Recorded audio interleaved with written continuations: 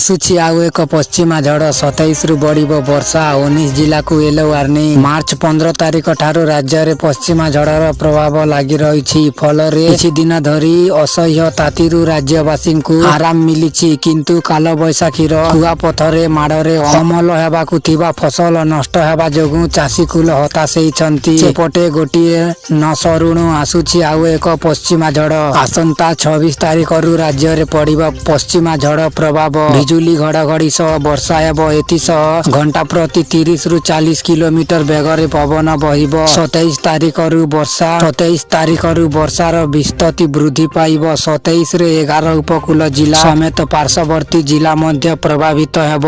बिजुली घड़घड़ी सह वर्षा पवन जारी रहिब। 26 तारिख पाई उपकूल समेत उत्तर और दक्षिण ओडिशा को वार्निंग जारी करा जाइछि। 17 जिला को बिजुली घड़घड़ी सह वर्षा नहीं चेतावनी जारी होइछि। 27 तारिख रे 19 जिला को बिजुली घड़घड़ी सह वर्षा पाई येलो वार्निंग जारी होइछि।